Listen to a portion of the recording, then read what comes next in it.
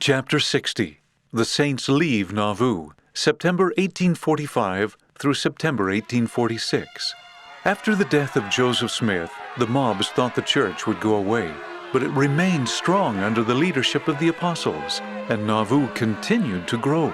This caused the mobs to try even harder to destroy the church and drive out the saints. The mobs printed lies about them in newspapers. The governor of Illinois would not stop the mobs. The saints soon realized that they would not have peace unless they left Nauvoo. The governor suggested they move far away to the west, where they would be away from their enemies and could set up their own government. Finally, the saints agreed to leave, but they needed time to get ready. The saints needed to get food and clothes for the journey. They also needed to make wagons, buy oxen and other animals, and sell their homes. The saints worked hard to get ready to leave Nauvoo. The mobs did not want to give the saints time to get ready. They stole things and burned some of the homes. The saints planned to leave in April 1846, but the threats from their enemies caused them to begin leaving in February, when it was very cold. The saints put their things in wagons. Then they drove the wagons onto flatboats and went across the Mississippi River. About 2 weeks after the first saints left Nauvoo, it got so cold that the river froze over. Some of the saints drove their wagons across the river on the ice. The saints camped by the river for a few days. Some of them did not have enough clothes and were very cold. Some of them did not have enough food. Those who had enough food and clothes shared with others. Soon the saints moved and made another camp. Brigham Young chose leaders who helped the people get organized and prepared for the journey to the west.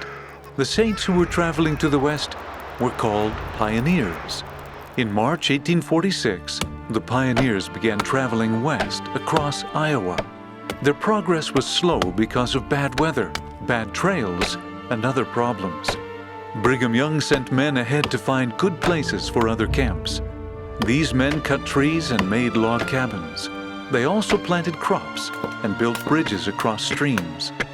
They made it easier for the pioneers to travel. In June 1846, about 4 months after leaving Nauvoo, the first group of pioneers made it all the way across Iowa to the Missouri River. They stopped at a place called Council Bluffs and built a ferry boat for crossing the river. Other saints soon came to join them.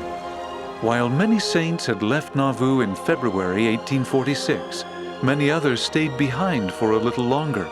Some of them had been assigned to finish the temple. Others tried to sell some of the property. By September, most of the saints had left the city. As the saints left Nauvoo, they looked back across the river and saw their beautiful city with the temple on the hill. They were sad to leave, but they were happy they had finished the temple of the Lord. Many of the saints who left Nauvoo in the later months were too sick, poor, or unprepared to travel. Hundreds of them were scattered along the banks of the river and had little shelter or food.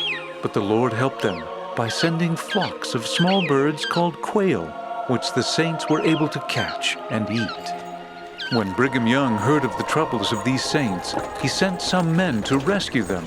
These men saved them from starvation and helped them travel to Council Bluffs and other places in Iowa where the saints were camped.